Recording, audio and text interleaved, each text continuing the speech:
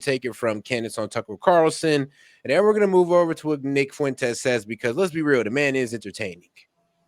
That's just here's your next role. You're going to be president. So speaking of theater, I just hesitate even to ask this, but because it just opens up all this stuff I don't want to deal with. But you just interviewed Nick Fuentes. I did. Or had a conversation with him. What did you think of that? What do you think of him?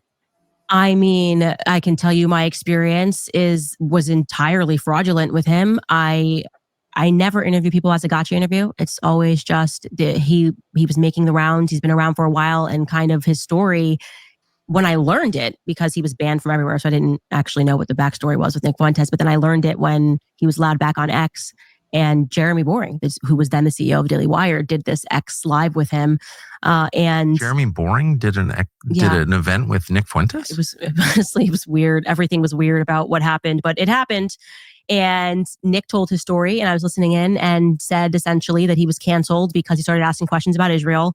He was 18 years old, and he alleged that it was, very much the fault of the Daily Wire or whatever he said. And I found it very interesting. And I was like, oh, I actually didn't know this was the backstory. Maybe this really is a person who had, just ahead of everybody else, was questioning Israel and had like a bad hand given to him.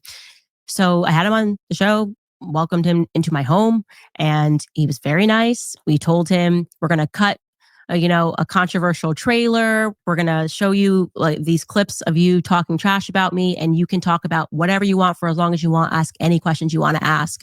It went great. He left.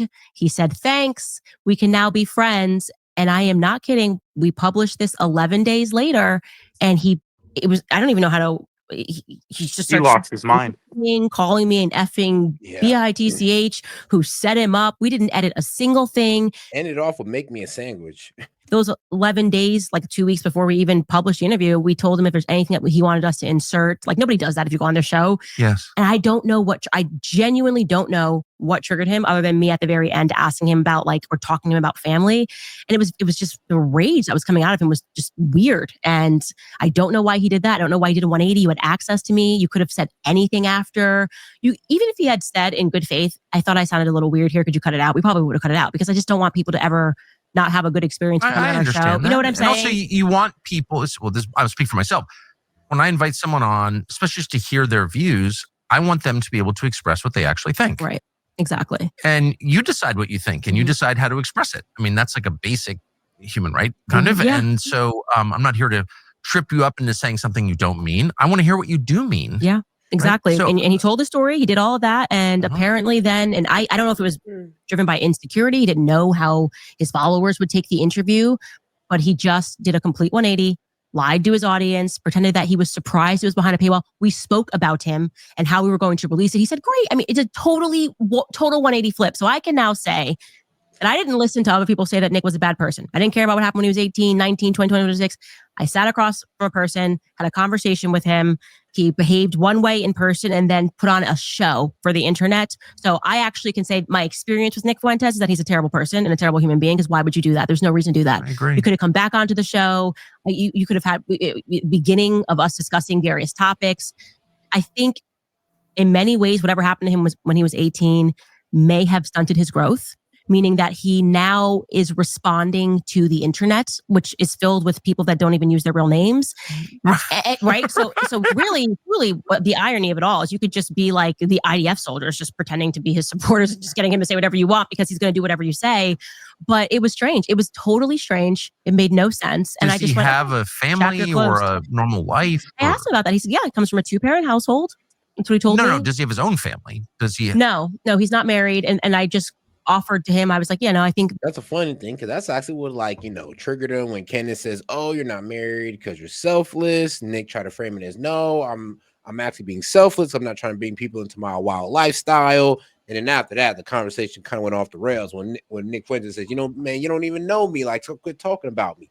I was like, oh, which was, I felt it a little bit, because I'm not even going to lie. I mean, Candace kind of living the more sheltered life. It is a bit hard to tell them, Nick, that oh, well, you should do this and you should do it because, well, if you don't. After she's had all of her success, yeah. Yeah, exactly. But let's get into Nick's response on Candace's part of it, at least. Oh, dear. Major allegation that Tucker has made, and this is one that I've been grappling with my entire career. And once when I got started, I was called a racist, a Nazi, a sexist, all the usual things. And I would say that was one form of cancel culture. It came from the left. It was of the left. And the basis of the attack is that I was an extreme rightist. I was an extreme right-wing guy, a Nazi, a racist. Hey, wait a minute. Is this the same guy we saw in interview? Primary attack for many years. That was the main primary attack that defined me, I would say roughly from 2017 to 2022. But what I have been undergoing ever since around 2022 is a secondary form of attack, a secondary form of cancel culture. And I think that there was a self-conscious decision by my attackers, or maybe by a different faction attacking me. But I think there was a realization that that attack wasn't working. Screeching about racists and Nazis, it doesn't really work anymore. It doesn't have the same punch. So they switched it up. And by the way, much of the mainstream right had been moving further to the right, closer to many of my positions on immigration, as of late on Israel, on all the things I talk about, Christian nationalism. So the secondary attack is more subtle. And they say, we're not going to call him racist. We're not going to call him a Nazi. They say, we're going to call him illegitimate, a non-credible voice. They're not going to attack what I'm saying, the substance of what I'm saying, because the substance is winning people over. People watched my coverage of the Iran war and they loved it, left, right, and center.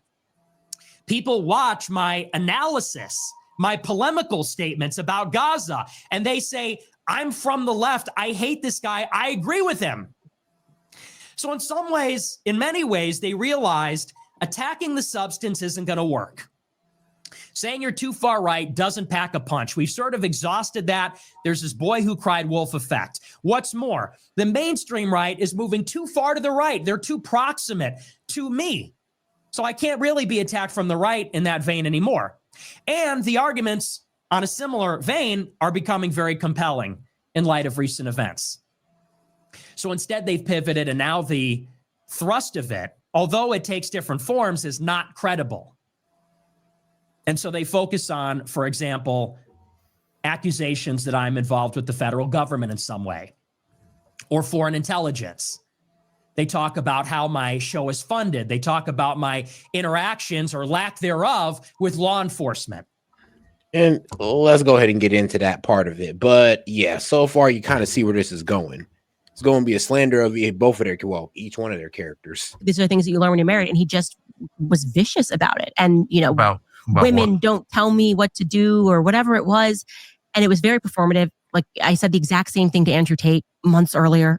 I had him and I said, you should get married. Here's why. And of course, Andrew Tate did not react like that. He told me what his I mean, but you didn't call Andrew Tate selfish, though. So let's be 100. hang-ups were about marriage. It was just a part of two people communicating on a show. But for whatever reason, like he saw this as like an attack, even though. Interesting. Yeah, it was weird. It was That's totally a weird. tender spot. Well, okay. Has it occurred to you that, and I just want to say, I haven't watched a lot of Nick Fuentes in my life at all. But what I've seen, the guy's very talented. Like just as a, well, let me just say this, as someone who's talked to cameras his whole life, it is very hard to sit and just like riff for 20 minutes. And I think it's an amazing skill, and he has that skill.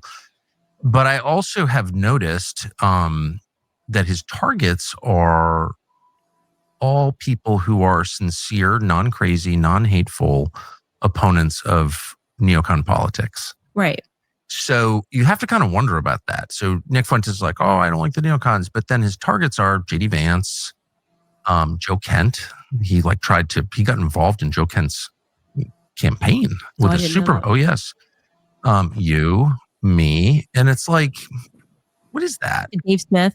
Dave I asked him about that because that's a question that I had. So I did the right thing by asking him to his face, what's up with this? Like, why do you attack Dave Smith? You say that like your biggest critique is that America's being controlled by Israel. Then you have Dave Smith, who's been such a sound voice. And by the way, opposite experience with Dave Smith. My podcast. He's a fantastic human being. I judge Dave people. Smith is one of the nicest people Fantastic ever. human. Yes. And so I judge people according to my experiences with them. And so Nick is being judged according to my experience with him. But like, what is this? I don't get where it. Does I don't the funding understand come it. from? I probably shouldn't even say this, but the only reason I know who he is because someone sent me a video a few years ago of him attacking me. And I was like, so I'm looking at this.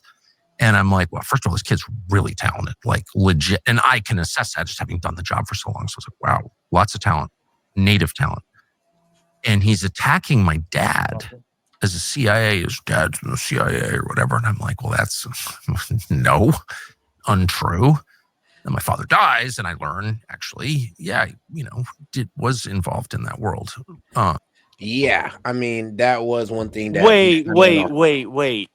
So Nick Fuentes knew that Tucker's dad was in the CIA before Tucker knew that?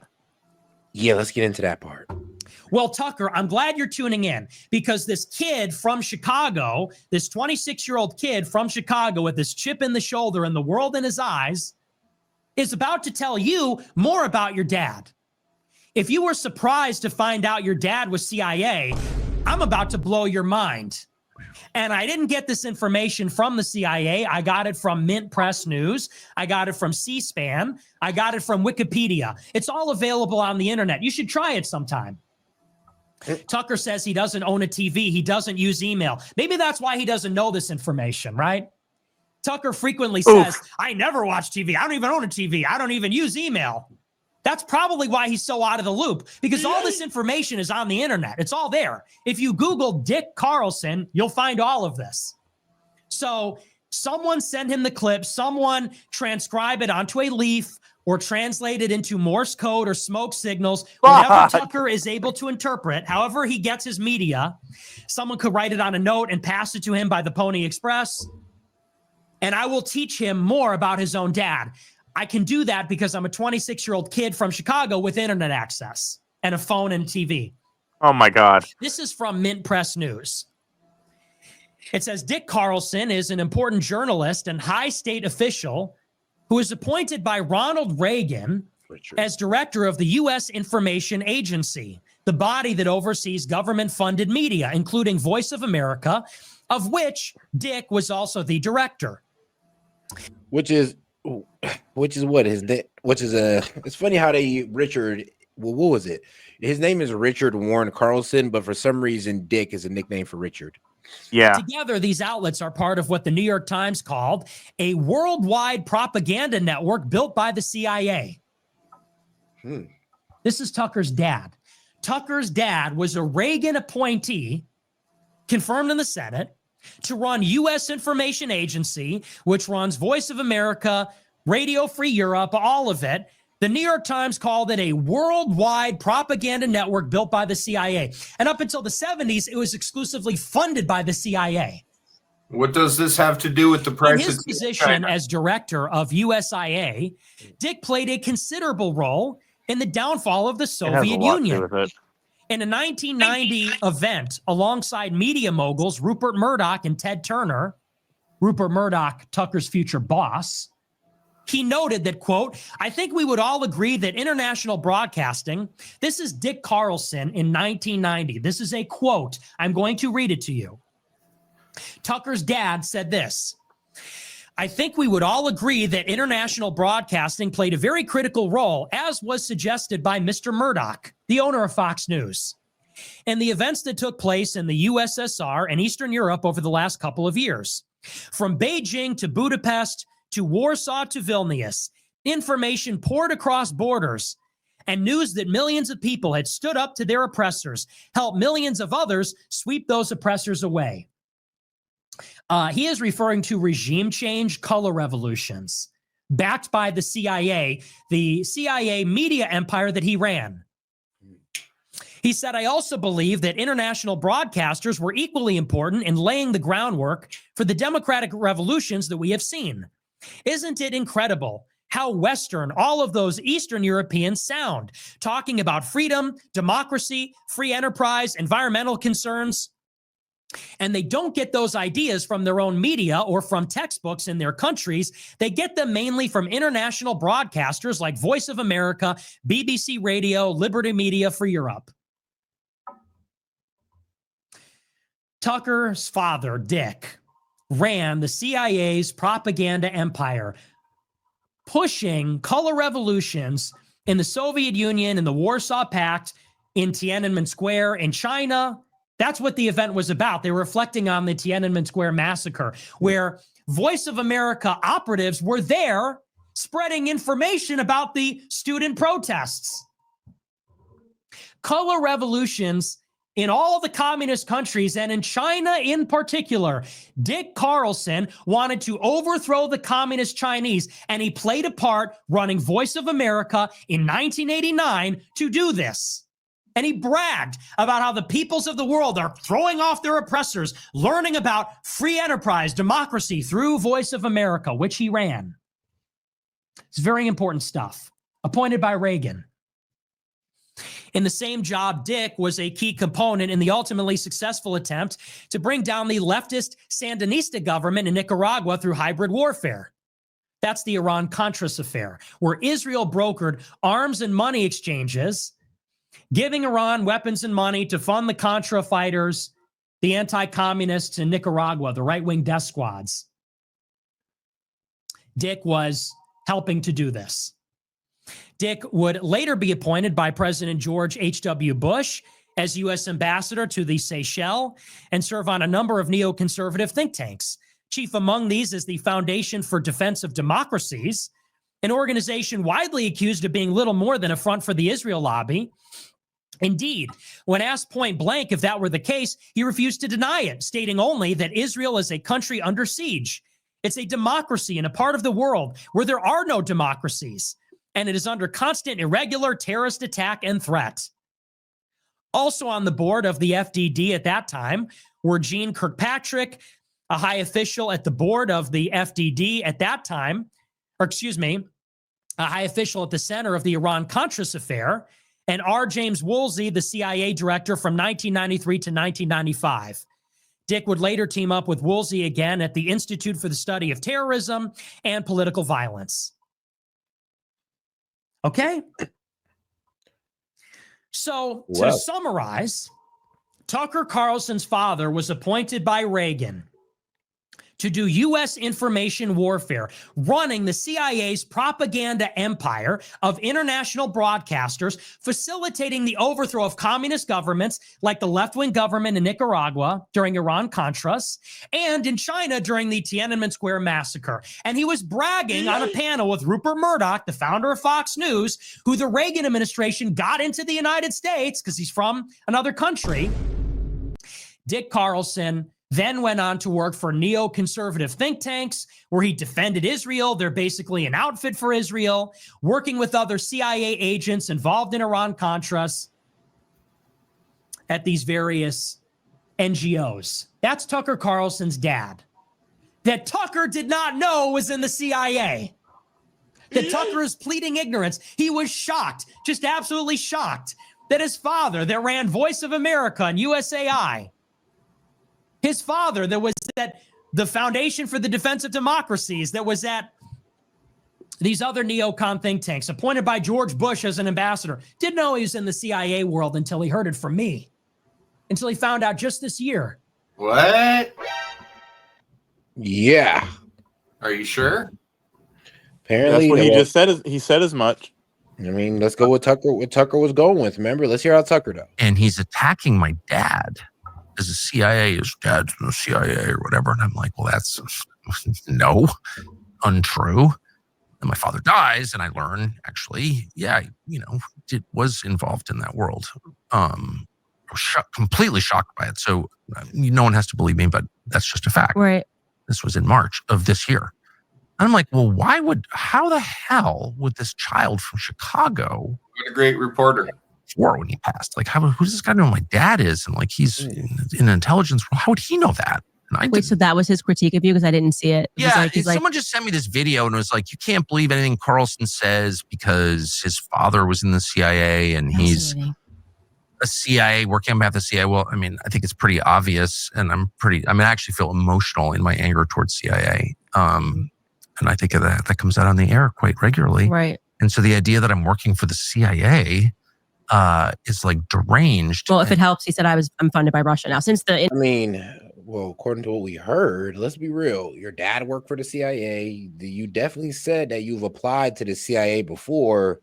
So, things do sound a little bit inconsistent.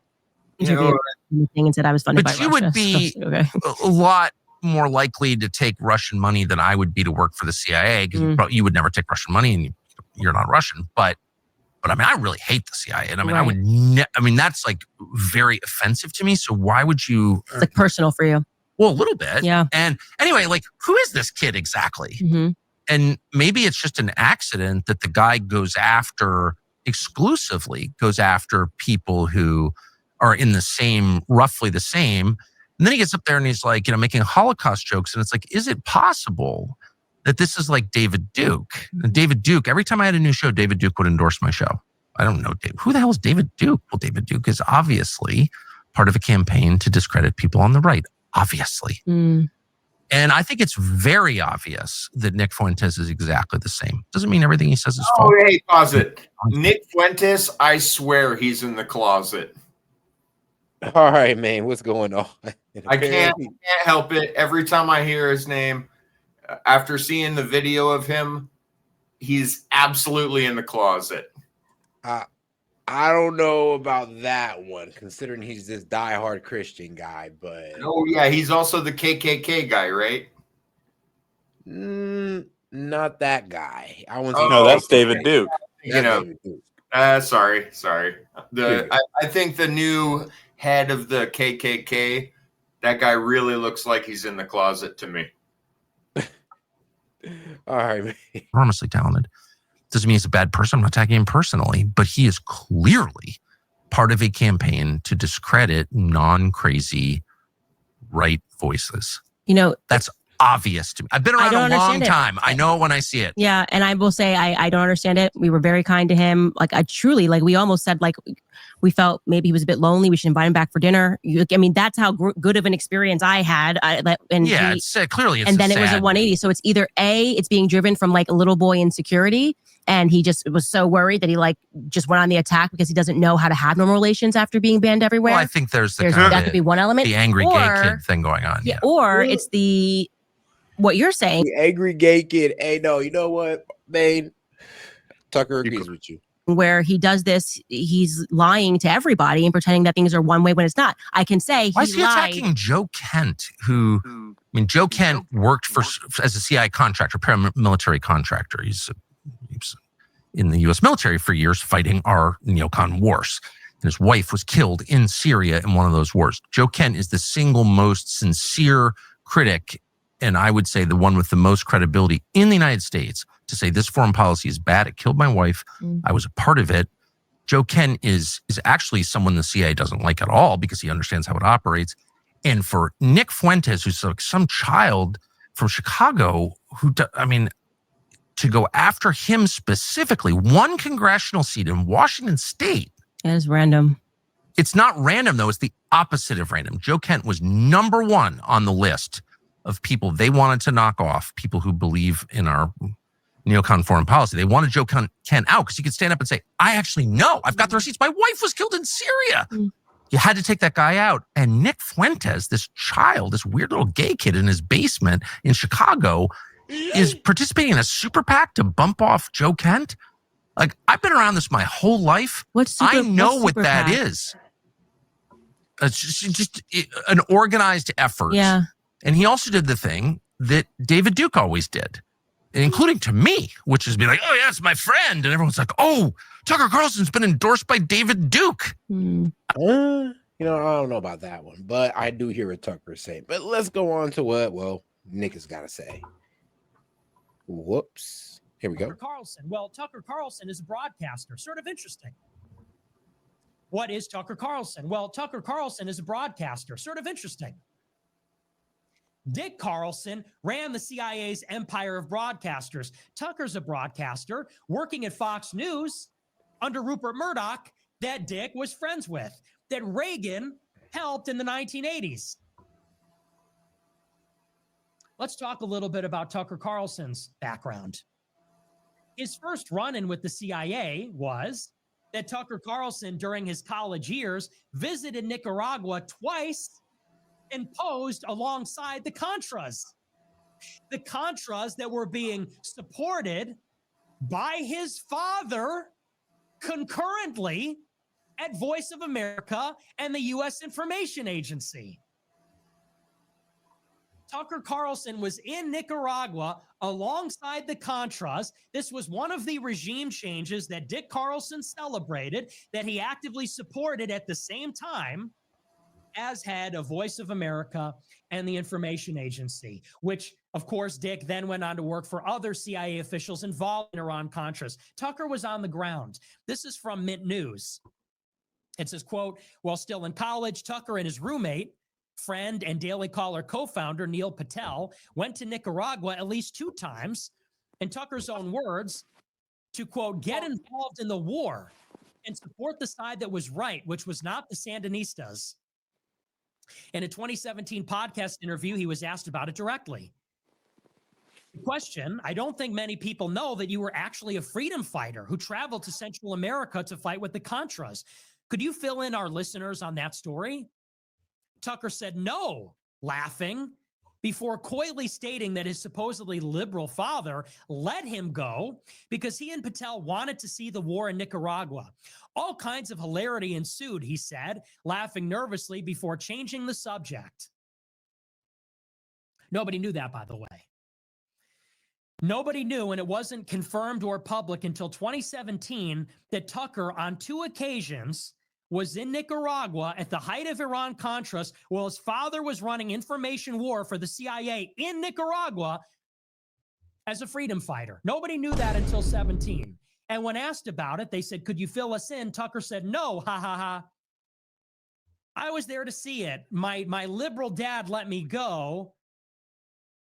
And all kinds of hilarity ensued. It was very funny. Anyway, next subject. Both Carlson and Patel returned in 1990 at the time of the presidential election, which pitted Sandinista Daniel Ortega against the U.S.-backed Contra-supporting candidate Violeta Chamorro.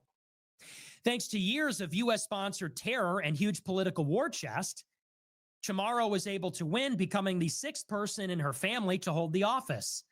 According to a 1990 edition of his college's newsletter, the Trinity Tripod, Carlson and Patel attended many of her rallies. Indeed, in the National Review podcast, Carlson said he was literally standing next to her when she won.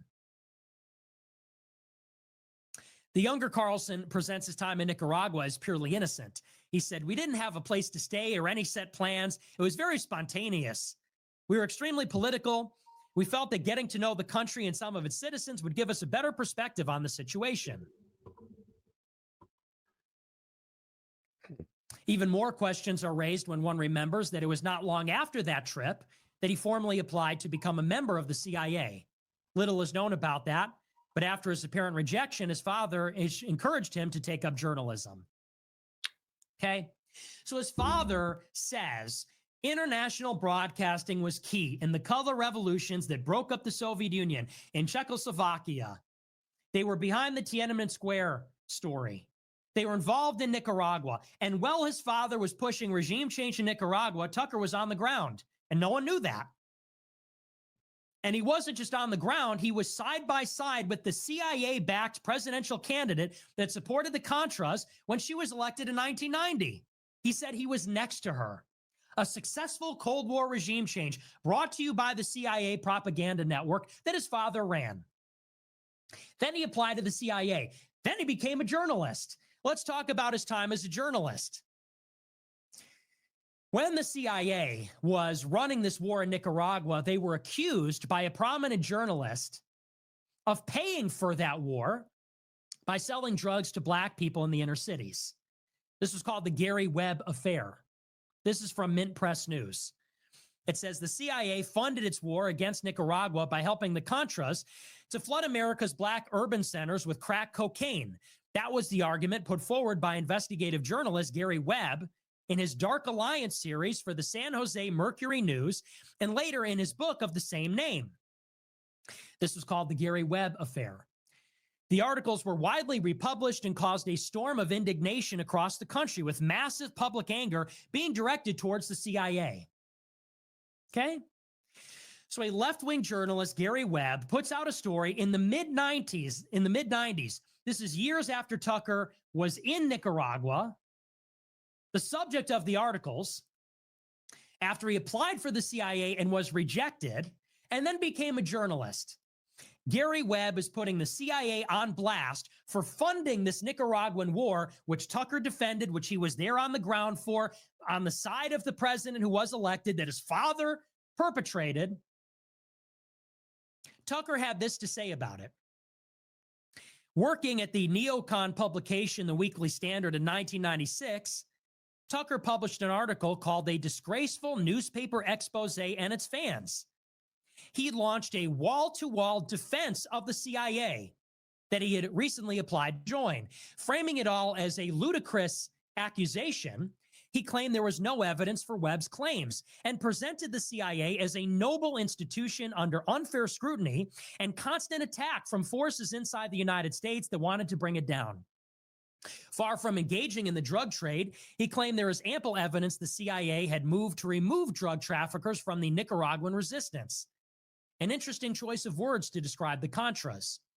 He also wrote off the black journalists showing interest in Webb's findings as conspiracy theorists, stating that few major media outlets have validated the series by reporting on its charges in any detail, as if to say this proved its erroneousness.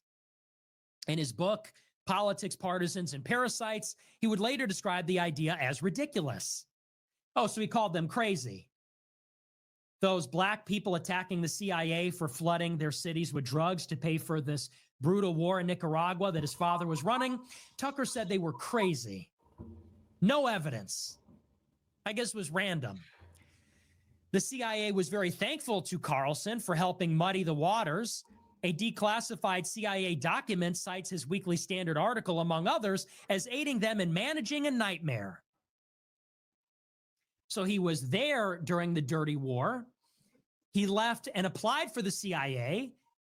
His father told him to go into journalism. He went to work for a neocon publication, The Weekly Standard, run by Bill Kristol, where he defended the CIA, so much so that the CIA praised him and said they helped to defend their reputation in managing a nightmare. It gets better. After the Weekly Standard, he went to CNN, hosting the show Crossfire. Like Bill Kristol, he supported the invasion of Iraq, even going to Iraq to mingle with private U.S. mercenaries. An image from 2004 shows Carlson posing with two armed employees of DynCorp International, holding a Kalashnikov rifle himself. Carlson's article presents them as a relatively laudable force conducting vital operations rather than an occupying army carrying out war crimes. This is Tucker Carlson's background. So he lied about not knowing about his dad. His dad was not only a Reagan appointee, a neocon, promulgating and supporting regime change, pro-democracy propaganda in the Soviet Union, in China, and Nicaragua. Not only does he claim to not know that, and that's a lie, but he was apparently working with his dad, hand in glove. He was in Nicaragua. He defended the CIA in the 90s. He worked for neocon publications, pushing the Iraq war when his father was at neocon NGOs, pushing the Iraq war, hand in glove. And he says that I'm the CIA. Let's look at some more recent events. In 2023, in October, Tucker Carlson went down to Argentina in Buenos Aires, and he interviewed the Argentine presidential candidate, Javier Milei. Javier Milei is vocally pro-Israel, vocally pro-Ukraine, aspirationally Jewish. Javier Milei says he would convert to Judaism if not for the fact that his country is Catholic. Tucker went down to Argentina and interviewed Javier Milei. That interview got 300 million views in 24 hours. The Associated Press called it unprecedented. They said never before has a U.S. broadcaster gone down and interfered in a country's election in that manner. They called it highly unusual. And they said that Tucker Carlson had a remarkable impact on Argentine presidential politics. Javier Milei got elected. Now, there was a major concern in Argentina. Something is going on in Central and South America. There is a new Cold War between the United States and China. And over the past 10 years, all of Central and South America now does the majority of their trade with China rather than the United States. Now, if you know anything about U.S. foreign policy doctrine, that is in contravention of the Monroe Doctrine, which goes back 200 years. And it says that the entire Western Hemisphere is our playground, and there can be no foreign influence tolerated in the Western Hemisphere, which is Central and South America. So the United States mounted a concerted campaign, which they call the New Monroe Doctrine, to roll back China's influence in Central and South America. Argentina is one of the most rich and powerful countries in South America alongside Brazil. Brazil is already allied with China. It's a member of BRICS, which is becoming a monetary. All right, now he's going a bit off the main point here of, Tucker being a possible CIA asset. What do you guys think? Oh, it's so hard to tell what's what with all that. Man, I know, right? When I was listening to this, I was like, bro, what? And I'm looking this up, bro, and things are matching up. Like, they're matching up. He's not lying. I mean, what else is there other than his dad was CIA? That's it. His dad was CIA. He had this whole propped up business. CIA ran newspaper, media company that was spreading a certain propaganda. At least it says one thing: the CIA even lied to their own kids. Yeah, but I feel like that's part of the job. But the way Nick was framing it, it was kind of as if Tucker knew. That's why he wanted to be a part of it himself. He didn't get in. So like his dad said, "Well, why don't you go work for my CIA ran company?" It's like, or be a reporter for the CIA. And that's that's how Nick is framing it. Now I'm sure Tucker Carlson would frame it as, "No, I was just doing it for that company at the time. It had nothing to do with the CIA." Yeah, I don't know. I didn't actually really like Tucker when I first saw him the first time. It took years for him to kind of look red-pilled to me. I feel you on that one. All right, now let's hear what Tucker got to say. Did the thing that David Duke always did, including to me, which is be like, "Oh yeah, it's my friend," and everyone's like, "Oh, Tucker Carlson's been endorsed by David Duke." I've been making like the anti-racist argument my whole life. Right. Like, I'm not for David Duke. Do I think David Duke is right when he's against affirmative action? You bet I do, but I'm not for David Duke. But David Duke would try to discredit people by hugging them. And that's exactly what Fuentes did. He goes out there and meet all these people, show up, "Hi, I'm Nick Fuentes. Can I get my picture with you?" That's a campaign to destroy credible voices on the right. He's giving everybody Fuentes is part of it. And I know I'm inviting endless trouble by saying this because, this is a kid with a lot of spare time, but it's just a fact. And I've seen it a lot. Yeah. And I, you can believe me or not, but I know what I'm talking about. I can confirm he's dishonest. I mean, so it's like you use that as your, like, I could not determine what his motives were. And I said, you know what? I don't have time for this. I gave you a fair chance, gave you a fair shake, and you are a fundamentally dishonest human being. There was no reason to do it. If he had not done that show and screamed and yelled, his followers would have been like, "Oh, that was an interesting conversation between two people who agreed some, disagreed some, and like that was it." It was interesting that he got there. He doesn't want to be, and I can tell you that he doesn't want to be anywhere but where he is. He doesn't want to have normal relations. And it did sort of feel, and I said that to him, that he's like responding to orders somewhere, because why are you attacking me? Well, why are you attacking Dave Smith? What is the issue with Dave Smith? And he couldn't answer the question. Exactly. He couldn't answer the question. He was just like, well, the fakest thing I've ever seen. And I'm like, "Why do you hate Dave Smith over Joe Rogan?" And it's like, "Well, Dave Smith is this kind of a Jew." And I'm like, okay, I don't either. You really are this immature and you haven't gotten further in your ideas, or you're just attacking people and making people think that these attacks are legitimate when they're really not. And we were so kind to him that I was just like, okay. He's attacking Dave Smith because Dave Smith is effective and credible. He's very effective. Because he's smart. He's a decent person. There's no hate on Dave Smith. Mm-hmm. And you would smell it if there was and there isn't. And he has... I like Dave Smith. It's like Dave Smith and Tim Dillon are like my two comedian slash political commentators. Credibility, and he has knowledge, and he's a marvelous debater, and once again a really good person. So you have to take out Dave Smith. You have to take out Joe Kent. Those are the good people. You have to take out JD Vance. He was against JD Vance. So if you're against like more pointless wars on behalf of foreign powers, like you're probably not going to be attacking JD Vance. And Vance was exactly the person he was attacking. So this, and the sad thing is, and I know that no one who watches him will believe me because they're desperate, because they are the victims of a system that hates him.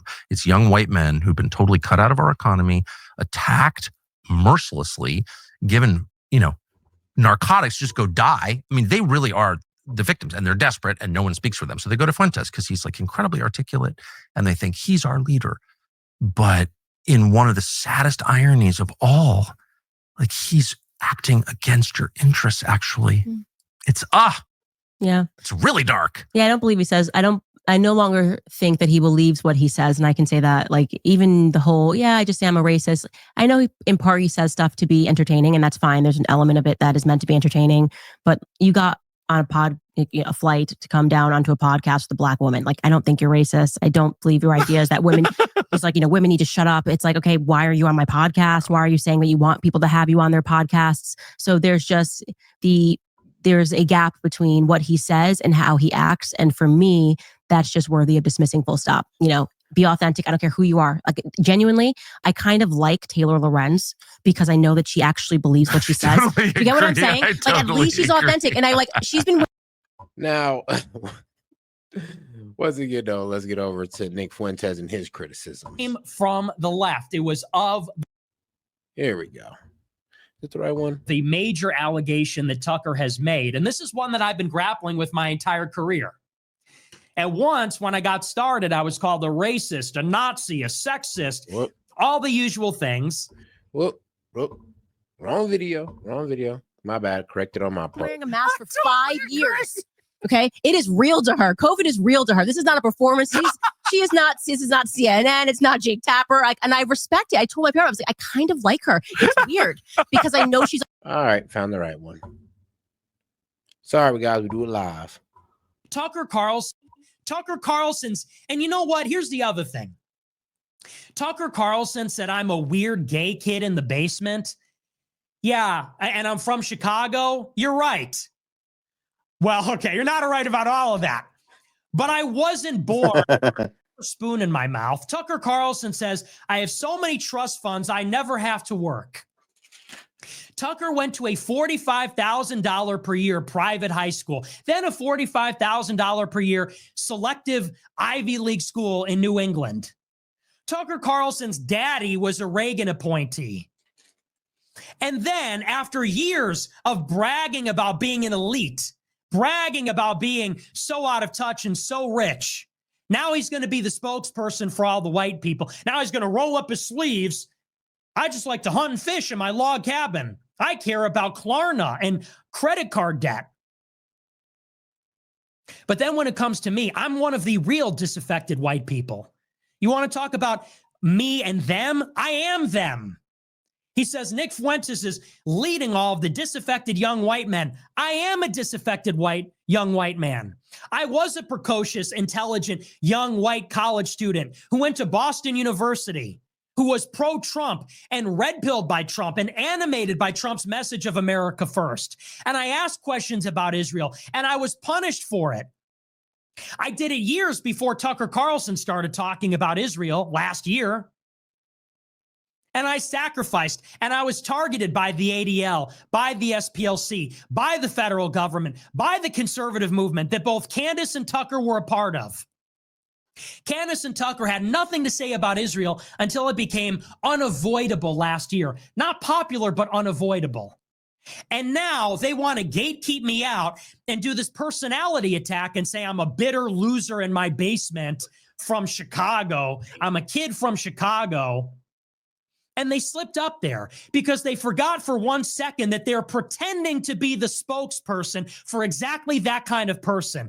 Tucker's mask slipped, and he forgot for a minute that for 8 years, he's been pretending to care about the plight of weird kids in their parents' basement who are broke and didn't go to an Ivy League school, living in cities that don't matter like Chicago, not like Washington, D.C. or LA or New York.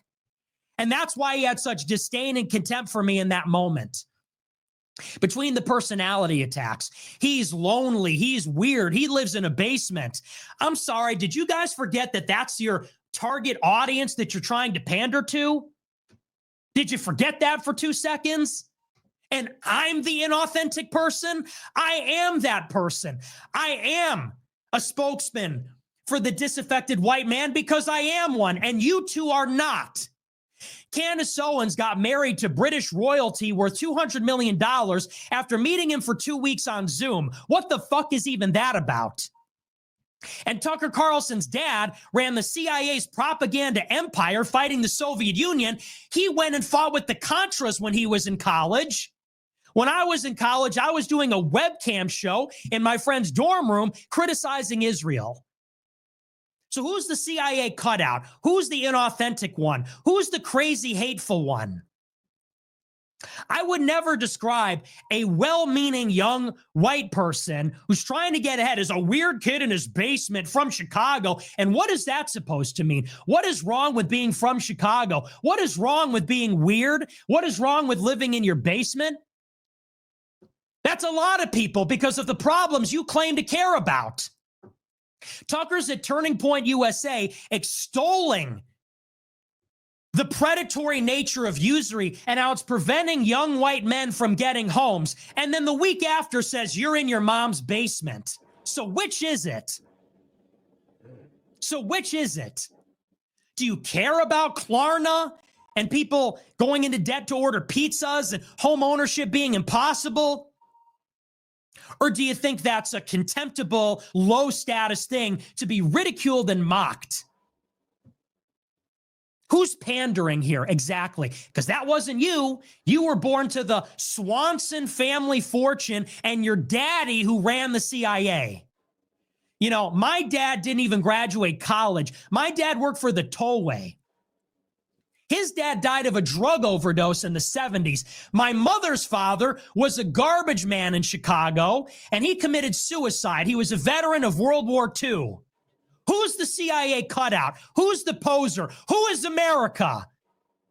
I am America. Chicago is America. That's an American story. I didn't go to Yale Law School and suck Peter Thiel's dick and then get a sinecure at a venture capital firm advising Rebecca Mercer and writing hillbilly elegy and talking about it at the Aspen Institute. That's your biographical credibility?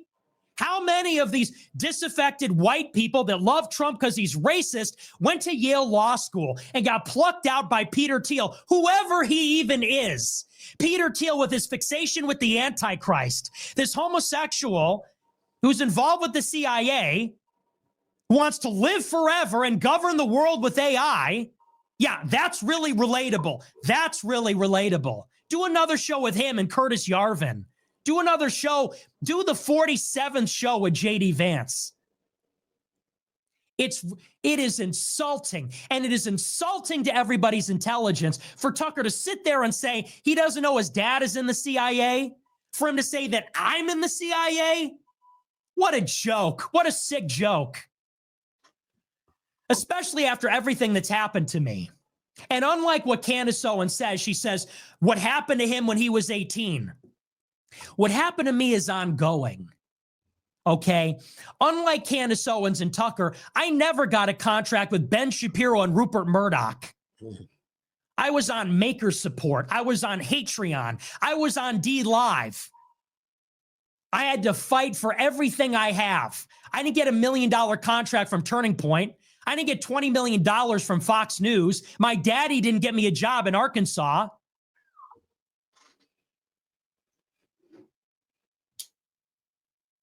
So ridiculous. So that's that. That's my rebuttal to that whole situation. It drives me crazy. What happened to him when he was 18? I still can't get a check mark on Twitter. I had someone that showed up to my house and tried to shoot me in December, and nobody even talked about it. They tried to cover it up. Somebody came to my house with a gun and tried to break in and shoot me doing my show, and nobody covered it. And that's not me complaining, but to try to pretend like that happened to me when I was 18. For 7 years, at great personal and professional cost, I have told the truth about these subjects as I have always understood it in the moment, and I have been remarkably consistent. For that, I have lost every friend I ever had in high school. For that, I was subpoenaed by Congress, had to pay $250,000 in fees. I got banned on every social platform known to man. I got debanked. I got put on a federal no-fly list. I have been slandered and lied about, called a racist, a Nazi, called the Fed. Meanwhile, Tucker and Candace were raking in millions from Rupert Murdoch and Ben Shapiro, not talking about the things I've talked about for 8 years. And then when it became unavoidable last year, now they want to direct the traffic. Now they swoop in from Fox News and Daily Wire and say, I'm going to tell you what to think about Israel, and here's who you can and can't listen to. That is ridiculous. And it is offensive to the intelligence of anybody that is paying attention to this. And you know what? I don't have a platform as big as Tucker. I don't have a platform as big as Tucker because I never had a Fox News show. And I don't have a check mark on Twitter, and I'm banned on YouTube, unlike him. And I don't have a platform as big as Candace Owens because I never had a Daily Wire show, and I've been banned on YouTube for as long as she's had a show there. So I don't know how many people will even hear this. Is anyone going to hear this and understand how wrong this is? That's the game now, is they will talk over you because they still have a bigger megaphone. But for anybody that watches this show and paid attention to what I've said, maybe now you can start to understand what is going on here. All right. I mean, well, what are your guys' thoughts on that one? Because he definitely did kind of clear it out. He kind of just cleared the room on that. Yeah, I and mean, it feels you gotta call a spade a spade. If that's literally what's going on, which it is absolutely, he's not wrong in any aspect of what he said. He's been shut out. He's been the voice that has been consistent through all of this, saying the same things. If you catch sound bites of him from years ago, he's saying the same things, and now that's what's politically expedient and monetarily expedient for Candace Owens and Tucker Carlson to put out there. Suddenly, oh, he's the CIA. Like, what? You can't even argue that. yeah, it's like he been talking about this. How is he the CIA plant when I mean, like, you got a CIA dad that we're just It's now like, fighting about today. Like, I was today years old when I found out about this. and here's the thing: he is just subconsciously putting him in a lower category than himself. Like Tucker Carlson is saying, "Oh, he's like David Duke. He goes and infects you by giving you a hug. Like you're that much more important than everybody else." It's an ivory tower mentality. Man. You know what I mean? Yeah, I get what you're saying. Like he has something to lose because he's that much of a better person, a much more affluent, damned with the fucking poor type of attitude. Yeah, I can hear what you're saying. It's like, well, why would I talk about that? Well, and here's the thing: Tucker Carlson was on their side. Actually, both Candace and Tucker was on that side. Now, we are happy that they've come to the light and they're speaking truth. But to just sit there and just kind of just throw Nick off to the side as if like this man wasn't canceled for talking about the same thing you guys were talking about 6 years ago. Right. Don't here's the thing. It's about this right here is a plea for control over the narrative and a plea for control over who gets the megaphone. They're trying to incorporate all of his ideas that he's had and said, here's the polished version of that on a name you can trust because I've been in it for 40 years. Man. Well, all right, let's get into the left kind of admitting what the monsters that they've created. which is actually The left hilarious. are the monsters. Sup, fellas. Lock in real quick for me. Hey, Lock do in. you realize that women Bro, die a bro, lot? that's the green. You know the girl from Lazy Town? Yeah. That's the Wait. green version of her. That's her sister. I'm weak. Like